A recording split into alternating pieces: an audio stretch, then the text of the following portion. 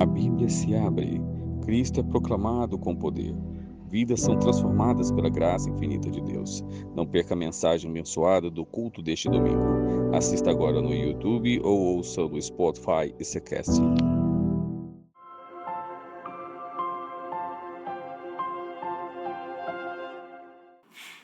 Depois dessas coisas olhei e diante de mim estava uma porta aberta no céu. A voz que eu tinha ouvido no princípio, falando comigo como trombeta, disse: suba para cá e eu lhe mostrarei o que deve acontecer depois dessas coisas. Imediatamente eu me vi tomado pelo Espírito, e diante de mim estava um trono no céu. E nele estava sentado alguém. Aquele que estava sentado era de aspecto semelhante a jaspe e sardônio. Um arco-íris parecendo uma esmeralda circundava o trono, ao redor do qual estavam outros 24 tronos, e assentados neles havia 24 anciãos.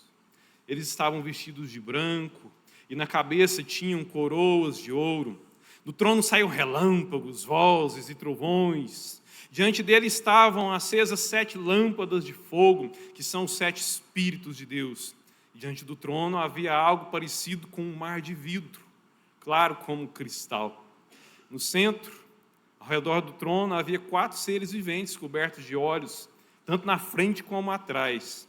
O primeiro ser parecia um leão, o segundo parecia um boi, o terceiro tinha rosto como de homem, o quarto parecia uma águia em voo. Cada um deles tinha 6 asas e era cheio de olhos, tanto ao redor como por baixo das asas. Dia e noite repetem sem cessar: Santo, Santo, Santo, Santo, Santo, Santo é o Senhor, o Deus Todo-Poderoso, que era, que é e que há de vir. Meus irmãos, que extraordinária a visão que João teve do trono de Deus no céu. Um trono ao centro, 4 seres viventes ao redor, 24 tronos para os 24 anciãos. Depois vamos ver que atrás deles, todos os seres viventes criados por Deus. Mas diante do trono, ele vê um mar como de cristal. Você sabe o que é que aquele mar como de cristal representa? Eu e você, todos os que foram selados pelo sangue do Cordeiro, estaremos lá, diante do trono do Senhor. A visão de João é extraordinária, mas não reservada, não exclusiva para João. Nós também contemplaremos essa visão. Aquilo que nós cantamos é apenas um mero vislumbre daquilo que um dia os nossos olhos verão. Mas para isso, é necessário que o Senhor Jesus volte para cá antes, para depois contemplarmos a sua glória no trono dos céus. Convido você a abrir a sua Bíblia em Mateus, no capítulo 24. E hoje, novamente, vamos falar sobre a volta do Senhor Jesus. Ache o texto, deixe ele aberto, feche os olhos, peça a Deus para falar com você através dessa palavra. Senhor nosso Deus e nosso Pai querido, nós somos uma geração tão agitada, tão turbulenta, tão ansiosa, tão cheia de inquietações. Nós somos, talvez, dentre as gerações que mais têm amado o presente século. Como nós corremos e gastamos a nossa vida em busca das coisas que não vão para o céu. Oh, Deus, tem misericórdia de nós. É só o Teu Espírito e a Tua Palavra que podem renovar a nossa mente, que podem enriquecer os nossos corações, que podem nos converter e nos atrair novamente para os valores do Senhor, para os amores do Senhor, para o céu do Senhor para nós, Santo Deus. Por isso, nessa noite, nós estamos aqui rendidos ao Teu Espírito, Santo Deus, carentes e rogando ao Senhor para que esse Espírito ilumine as nossas mentes e, ao mesmo tempo, aqueça os nossos corações com o poder da Tua Palavra, que é mais penetrante que uma espada de 2 gumes. com essa espada que é a palavra da tua boca, Senhor Jesus, com teu Espírito que em nós habita, opera no íntimo do nosso ser, reabra os nossos olhos para o céu, restaura em nós o anseio pela volta do Senhor, nos ajuda a voltar a acreditar nisso, Santo Deus, para nós crermos e ansiosamente esperarmos, e assim então as nossas vidas serem mudadas para essa perspectiva do retorno do Senhor e nosso encontro com o Senhor para toda a eternidade. Tem misericórdia de nós, Santo Deus. Fala conosco nessa noite, no nome santo do Senhor Jesus. Amém. Mateus 24:1, aqui a palavra do Senhor nos diz assim: Jesus saiu do templo e, enquanto caminhava, seus discípulos aproximaram-se dele para lhe mostrar as construções do templo. Vocês estão vendo tudo isso aqui? Perguntou Jesus. Eu garanto para vocês, não ficará aqui pedra sobre pedra. Serão todas derrubadas. Tendo Jesus se assentado no Monte das Oliveiras, os discípulos dirigiram-se a ele em particular e disseram: fala para nós, quando é que aconteceram essas coisas? Qual será o sinal da tua vinda? Qual será o sinal do fim dos tempos? E Jesus respondeu: cuidado, que ninguém os engane, pois muitos virão em meu nome, dizendo: eu sou o Cristo, e enganarão a muitos. Vocês ouvirão falar de guerras e rumores de guerras, mas não tenham medo. É necessário que tais coisas aconteçam, mas ainda não é o fim. Nação se levantará contra nação, e reino contra reino. Haverá fomes e terremotos em vários lugares. Tudo isso será o início já das dores. Então eles os entregarão para serem perseguidos e condenados à morte, e vocês serão odiados por todas as nações por minha causa. Naquele tempo muitos ficarão escandalizados, trairão e odiarão uns aos outros. E numerosos falsos profetas surgirão e enganarão a muitos. Devido ao aumento da maldade, o amor de muitos esfriará, mas aquele que perseverar até o fim será salvo. E este evangelho do reino será pregado em todo o mundo, como testemunha a todas as nações, e então virá o fim. Domingo passado nós já meditamos nesse mesmo texto, e quando nós meditávamos, na semana passada, nós estávamos refletindo sobre os ensinamentos do próprio Senhor Jesus a respeito da sua volta. O Senhor Jesus, ele nos advertiu a que nós não fôssemos enganados pelos falsos profetas, e nós que vivemos nesses tempos de tantas mídias, e os falsos profetas, eles se derramam para dentro das nossas casas, somos chamados a não sermos discipulados, conduzidos por pregações espetaculosas, que têm a ver com especulações mesmo, mas nada a ver com o Evangelho. O Senhor Jesus, ele falou para nós que não é possível nós sabermos o dia e a hora em que ele voltará, como alguns parecem afirmar nas mídias e já afirmaram em livros e em profecias, que inclusive fundaram religiões no passado. Mas ao mesmo tempo também em que Jesus falou que não é possível saber o dia e a hora, ou seja, o momento exato em que ele retornará, ele, pregando aqui o sermão escatológico, falou para nós que muitos e muitos sinais que se darão aqui na terra, sinais que se darão no céu, sinais que moverão o mundo dos homens, sinais que virão por parte dos elementos da natureza, sinais estes que serão evidentes para os que estiverem atentos e que forem conhecedores das palavras do Senhor Jesus. Esses sinais, eles vão sim nos alertar e nos preparar a respeito do tempo do fim. Domingo passado, então, nós estudamos cada um desses sinais e olhamos para o jornal do nosso tempo para saber se essas coisas elas têm acontecido aqui hoje, nos nossos dias. E nós vimos que sim. E essa afirmação não vem por parte de religiosos.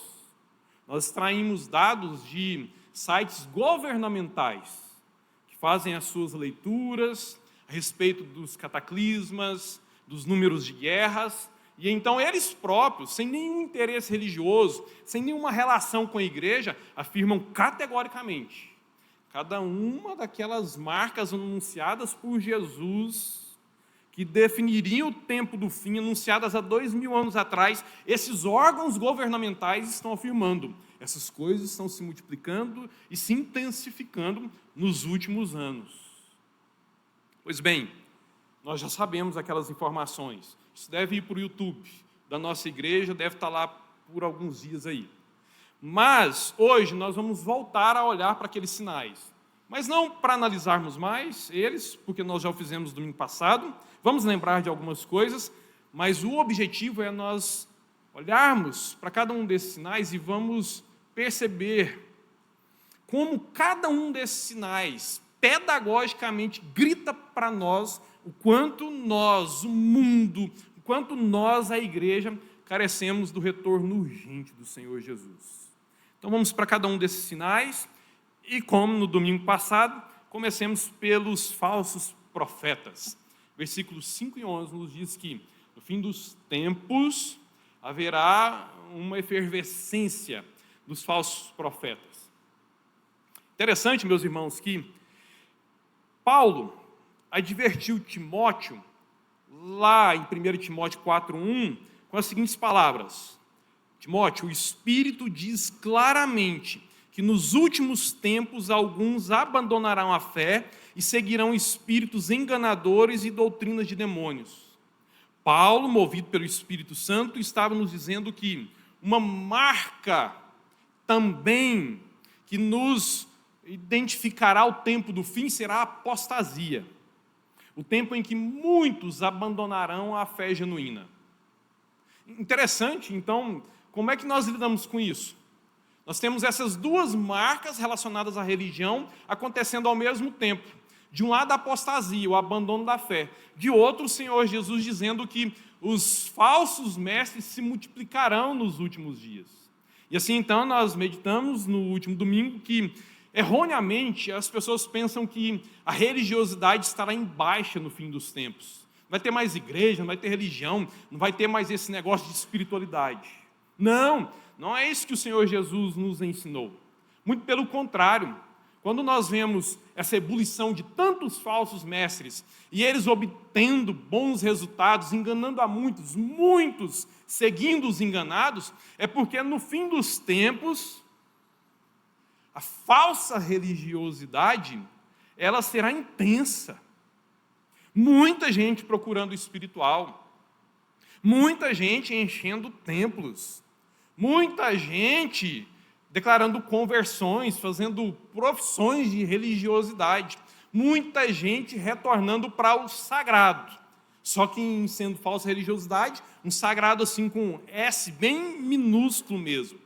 Então, religiosidade em alta, mas uma falsa religiosidade, uma religiosidade sem evangelho, uma religiosidade sem Jesus, e, portanto, uma religiosidade incapaz de reconciliar o homem com Deus. Precisamos nem refletir sobre isso, para entendermos que cada vez mais salões estão cheios, mas quando nós olhamos para aquilo que se faz dentro desses salões, que se dizem ambientes de culto a Deus, nós os percebemos completamente alheios ao ensino do Senhor Jesus. Falsa religiosidade movida por falsos mestres que seduzem aqueles que desprezam as palavras do Senhor Jesus.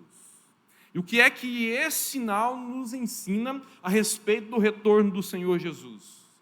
Esse sinal nos ensina que toda essa diversidade e toda essa confusão religiosa, ela revela o desespero humano. O ser humano, por mais que ele acredite se tornar inteligente e autônomo com relação ao Criador, ele foi sim criado para a eternidade. O Senhor colocou no coração do homem o anseio pela eternidade. Eclesiastes 3:11. O homem ele foi, sim, criado com esse vazio que só pode ser preenchido por Deus.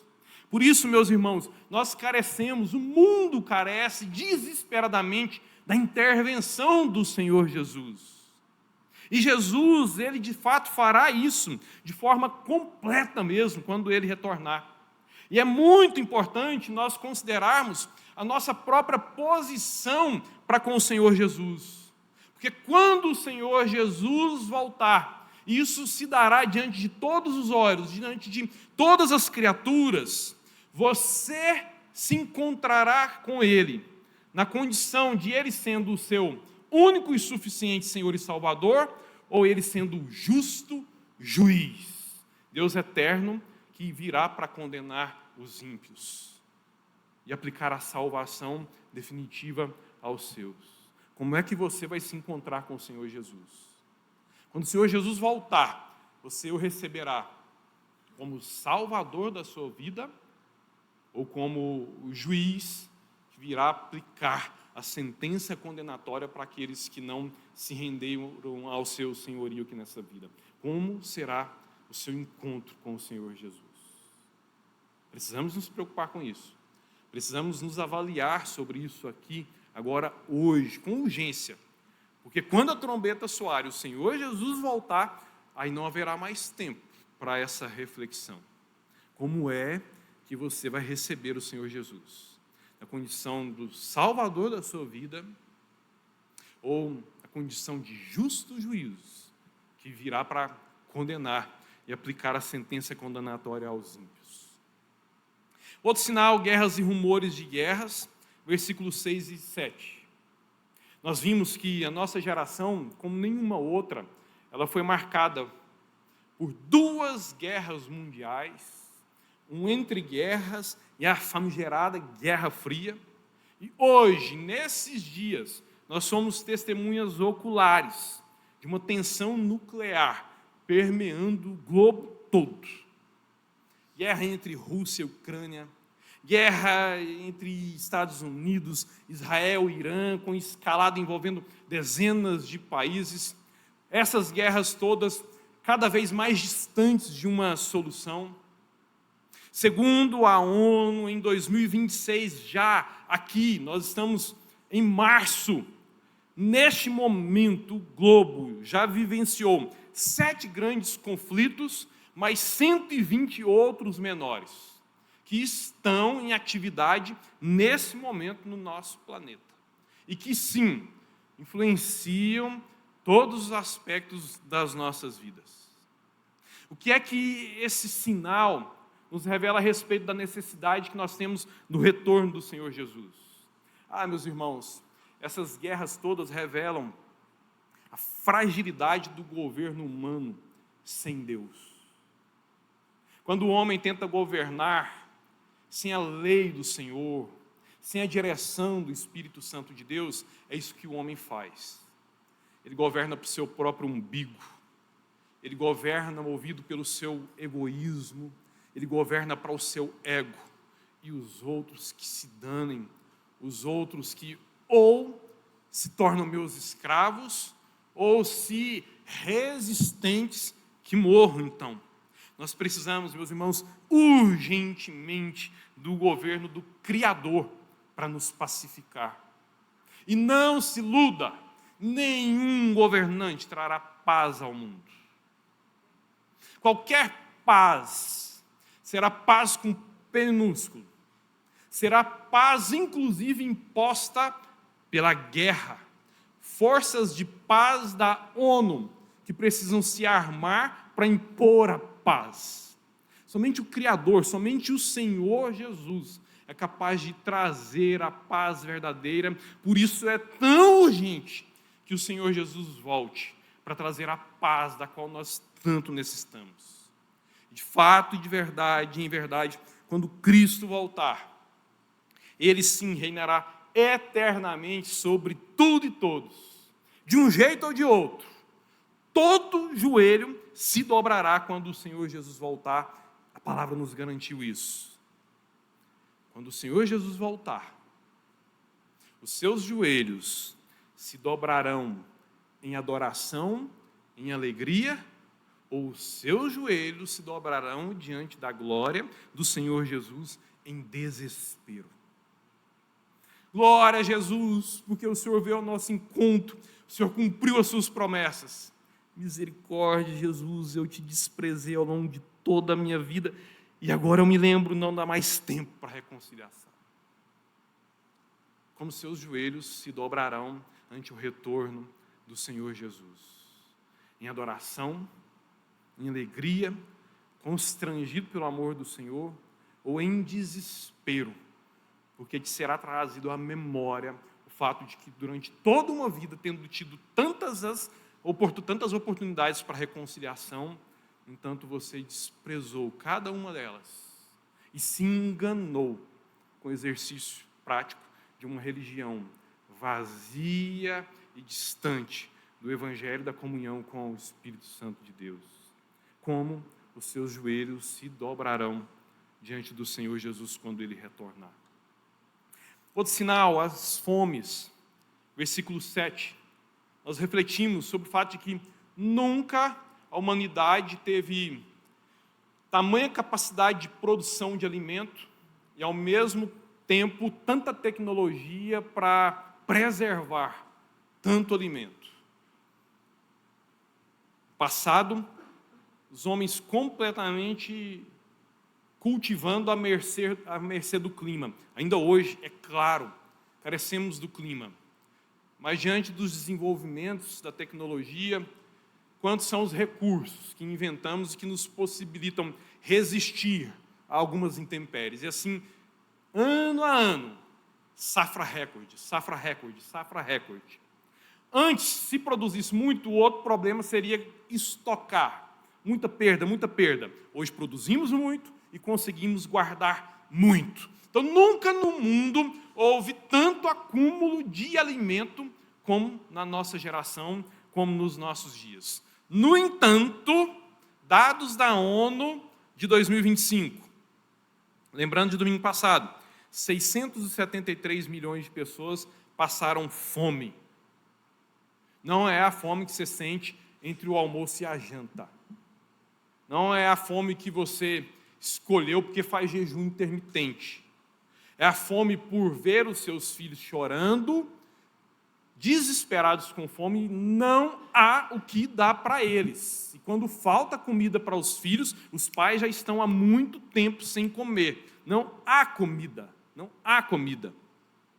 Mais de 3 vezes a população brasileira passou fome em 2025. Além do mais, aproximadamente 864 milhões de pessoas vivem neste momento com insegurança alimentar grave. Tem comida hoje, comeram hoje, mas não sabe se vão comer amanhã. E se no máximo almoçarem amanhã, já não tem nenhuma perspectiva de ter comida para os filhos depois de amanhã. 4 vezes a população brasileira vive dessa forma no mundo hoje. E há aproximadamente 2,3 bilhões de pessoas, quase 30% da população mundial, vive em risco alimentar. Uma guerra, uma seca, uma tempestade coloca essas pessoas sem nenhuma possibilidade de cuidar dos seus com alimento em casa. Números de agora, que são anunciados ao mesmo tempo em que safras recordes também são anunciadas. Silos cheios, estoques cheios, supermercados abarrotados. E tantas pessoas morrendo de fome assim. O que é que esse sinal nos ensina a respeito da necessidade que nós temos do retorno urgente do Senhor? Isso que nos ensina, meus irmãos, e revela para nós o nosso egoísmo e a nossa incapacidade de cuidar uns dos outros. Se eu tenho em casa, não importa o outro. Se a minha cidade vai bem, não importam as outras. Se no Brasil nós temos, não importa o que acontece em muitos lugares. Na África, na Ásia, em tantas outras regiões do globo. Assim. Somos egoístas, sim. Nós nos endurecemos muito facilmente ao nos depararmos com anúncios, ao nos depararmos com reportagens repetitivas a respeito da miséria dos outros. Na primeira, o coração até dói um pouco. Na terceira, nós nem nos lembramos de que são seres humanos como nós, pessoas criadas à imagem e semelhança do nosso Deus, pelo nosso Deus, morrendo por aquilo que nos sobra e que nós desperdiçamos. Mas quando Jesus voltar e restaurar o governo de Deus, não haverá mais fome, nem dor, nem morte, porque Cristo é o pão da vida e sacia plenamente a fome espiritual. E também cuida dos que são seus, não deixando faltar o pão nosso de cada dia. Mas nós não precisamos esperar pelo retorno do Senhor para saciar a fome daqueles a quem nós alcançamos. E eis o chamado do Senhor para nós. Terremotos, versículo 7. Quando Lucas vai registrar essas palavras do Senhor Jesus, o que Mateus registra por terremotos, Lucas fala um pouco mais. Ele fala: haverá sinais no sol, na lua e nas estrelas. Na terra as nações estarão em angústia e perplexidade com o bramido e a agitação do mar. E aqui então nós vemos o sinal dos desequilíbrios climáticos e as desordens na natureza. Sim, nós vivemos em desequilíbrio climático sem precedentes. Lembra? Segundo a Organização Meteorológica Mundial, a OMM, um órgão da ONU, que estuda e faz as análises relacionadas à natureza, ao clima, eventos climáticos extremos aumentaram quase 1000% nos últimos 20 anos. E estudos indicam cerca de 400 eventos extremos por ano atualmente, comparado a cerca de 100 por ano esses dias ali, na década de 70. De 100 para 400, dos anos 70 para hoje. Por isso, desastres relacionados ao clima, tempo e água aumentaram 5 vezes nos últimos 50 anos. Claro, muitos eventos climáticos, eles são naturais e cíclicos, sim, mas também muito desse desequilíbrio que nós vivenciamos nos nossos dias, com crescimentos exponenciais, consideráveis, muitos desses desequilíbrios, eles são consequências dos maus tratos humanos à natureza, da exploração desenfreada do homem perante a criação de Deus. E isso, meus irmãos, revela a nossa incapacidade de cuidar da criação do Senhor. Desde a queda, a gente vem desonrando gradativamente o mandato cultural. Quando o homem foi criado à imagem e semelhança de Deus, Deus ordenou que o homem cuidasse da criação. E quando nós então caímos no pecado, a gente vem explorando, degradando, destruindo, por causa da nossa ambição, a natureza, a criação do Senhor que nós deveríamos estar cuidando. Mas quando Cristo voltar e nos restaurar completamente, aí sim, restaurados, nós teremos novamente a nossa capacidade reanimada, reavivada, reestruturada de cuidar da criação do Senhor. Isso vai acontecer.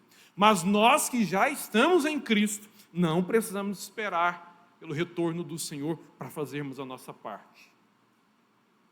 Porque se o Senhor Jesus ainda não voltou fisicamente, presencialmente, visivelmente, nós já o conhecemos. E com os olhos da fé nós já o contemplamos. E já sabemos a respeito dos seus ensinamentos. E o Espírito Santo já nos regenerou para a nova criação. Então, como é que nós nos portaremos, continuaremos, que direito nós temos de continuar nos portando diante da criação de Deus, como se portam aqueles que não conhecem o Criador? E daí você tem um chamado ambiental, sim, para a glória do Senhor, porque para isso também nós fomos criados. Tribulação e perseguição por causa de Jesus, versículo 9. Sempre houve na história quem sofresse pelo nome de Jesus, e em todas as partes do globo sempre ocorreram perseguições. É fato. 2000 anos de história da igreja também são marcados por 2000 anos de perseguição, ainda que locais, e esses locais espalhados pelo globo. As perseguições por causa do nome de Jesus, meus irmãos, são perseguições contra Jesus, sempre. Toda perseguição por causa do nome de Jesus, Jesus as recebe contra ele mesmo. Saulo, Saulo, por que me persegues? E Saulo então poderia ter questionado Jesus: quando é que eu te persegui? Eu nem te conheço, eu nunca te vi, eu nem acredito no Senhor. E Jesus deixou bem claro que ele se sentia e estava sendo perseguido por Jesus, por Paulo, quando Paulo perseguia a igreja. Portanto, todo mal feito contra um filho de Deus, todo mal feito contra a igreja do Senhor, todo mal intentado contra a obra do Senhor, Jesus recebe como um mal intentado contra ele próprio. E assim, então, os inimigos de Deus, eles não podem tocar em Jesus, porque ele está na sua glória, mas para ofender de alguma forma o amor de Jesus, tocam nos discípulos de Jesus. E Jesus disse que seria assim: se perseguiram a mim, também perseguirão a vocês. João 15, 20. Meus irmãos, Jesus voltará, e todos os seus inimigos serão colocados debaixo dos seus pés para sempre. E os seus discípulos, que se dará com eles, reinarão com ele para sempre. Por isso, ainda que soframos aqui nesta vida, será um sofrimento passageiro. Porque os inimigos do Senhor que se levantam contra nós, um dia eles serão esmagados eternamente, ao passo que o nosso sofrimento ele terá ficado no passado. Mas a nossa alegria e a glória do Senhor para conosco, ela será para todo sempre. E diante de uma promessa de glória, de paz, de alegria eternas, por que não suportar uma dor momentânea? E esse é o chamado e a promessa do Senhor para nós, a respeito do retorno dele e a sua vitória sobre as tribulações e perseguições por causa do seu nome. Versículo 10, o outro sinal é a confusão na fé, não lá no mundo externo. No mundo externo, perseguições. Agora, aqui dentro da igreja, confusão dentro de casa. O Senhor Jesus disse que no fim dos tempos a igreja seria marcada por confusões também. Versículo 10. E quantos conflitos e divisões já não ocorreram até aqui dentro do cristianismo?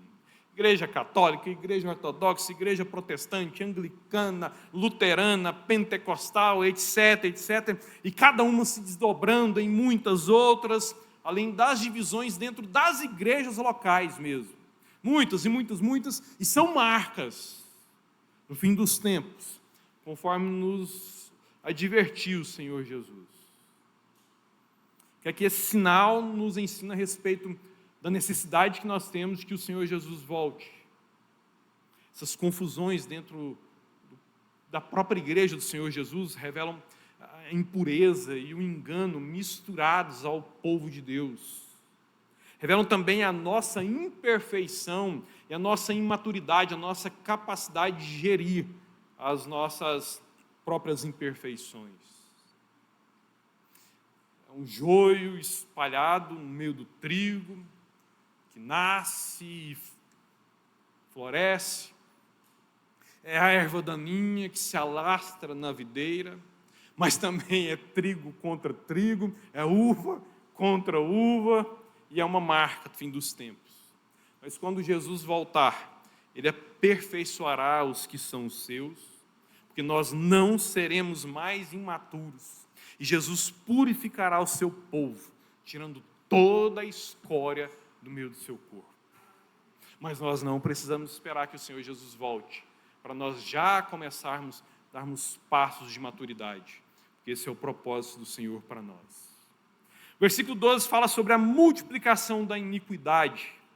Queda de padrões espirituais geram queda de padrões morais, que geram quedas dos padrões sociais.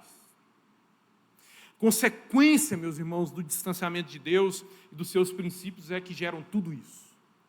Queda dos padrões espirituais, que levam à queda dos padrões morais, que levam à queda dos padrões sociais. Tudo fruto do distanciamento dos princípios do Senhor. Mas quando Jesus voltar e restaurar todas as coisas, a sua lei perfeita e justa governará universalmente. Haverá justiça, retidão e pureza para sempre. E nós desfrutaremos do governo do Senhor, justo e perfeito. E não mais sofreremos com as consequências da iniquidade que se espalha no mundo. Outra marca, versículo 12. O amor esfriará de quase todos. Por isso essa destruição maciça das relações afetivas. Casamento desprezado. Filhos matando pais, pais matando filhos. Tantas tragédias humanas na nossa vizinhança, nas nossas famílias. Tudo por causa desse amor que vem se esfriando. O que é que esse sinal nos ensina sobre a urgência da volta de Jesus? Somente Jesus pode restaurar o amor no mundo. E, consequentemente, restaurar todos os níveis de relacionamentos. E Jesus fará isso plenamente, perfeitamente, quando Ele voltar. Meus irmãos, nós precisamos que Jesus volte. Cada um desses sinais prega isso para nós, grita para nós, pedagogicamente, nós carecemos da volta do Senhor Jesus. É só nós olharmos para a vida, para o mundo, para nós constatarmos que nós carecemos urgentemente do nosso encontro com o Senhor. Porque a vida fora do governo de Jesus, ela é insuportável, ela é impossível. Mas e aí, enquanto Jesus não volta, mas os seus sinais estão evidentes, o que é que nós aqui, advertidos e chamados por esses sinais, devemos ficar fazendo até que Ele volte? Nós devemos tirar os nossos corações dos tesouros desse mundo e investir mais nos céus. Há muito tempo Jesus nos chamou para isso. Não coloque o coração de vocês nos tesouros aqui desse mundo, que a ferrugem corrói, que as traças consomem, que os ladrões podem roubar, mas acumulem para vocês tesouros nos céus, que nunca serão retirados de vocês. Precisamos urgentemente, meus irmãos, parar de gastar a vida com aquilo que não vai para a eternidade, desperdiçando a vida que já pode ser vivida com o vislumbre da eternidade aqui, hoje, já. E nós devemos voltar, meus irmãos, a acreditar que Jesus voltará e voltar a amar a volta do Senhor. Parece que a igreja se esqueceu disso. A igreja ela não fala mais sobre isso. A igreja não discute mais sobre isso. A igreja quase já não canta mais sobre isso. E por que é que nós não ansiamos mais? Porque nós não acreditamos mais? Ou porque nós não desejamos mais que o Senhor Jesus volte? Mas nós, enquanto povo dele, precisamos sim, exortados, advertidos, chamados por esses sinais, pregação de Jesus para nós, voltar a acreditar e a amar na volta do Senhor, amar a volta do Senhor. E nós devemos trabalhar edificando a igreja, evangelizando o mundo, preparando a noiva e toda a criação para o encontro com o Senhor. Pois ele prometeu no versículo 14, e este evangelho do reino será pregado em todo o mundo como testemunha a todas as nações, e depois disso, da pregação do evangelho em todo o mundo, para todas as nações, então virá o fim. Precisamos que o Senhor Jesus volte.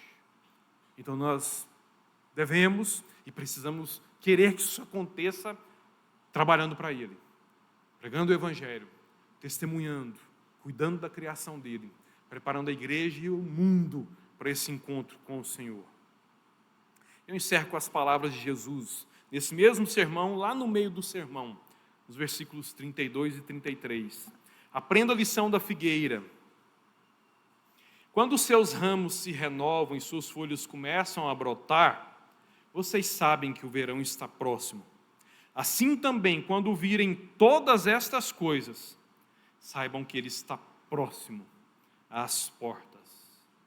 Graças a Deus, meus irmãos, porque no fechamento da Bíblia, o Senhor Jesus, Ele nos prometeu, lá em Apocalipse 22, 7, com toda certeza eu venho em breve. E nós que nele cremos e a Ele esperamos, dizemos a Ele: Maranata, ora vem Senhor Jesus. Então vamos cantar mais uma vez, exaltando a volta, o retorno do Senhor. Enquanto você canta, ora, Senhor, restaura em mim o anseio pela Tua volta, restaura em mim a confiança nas Tuas promessas, restaura em mim o desejo de que o Senhor volte, restaura em mim a ponto de isso mudar a minha vida, mudar o meu estilo de vida. Convido os irmãos a ficarem de pé, ore, e cante e ore.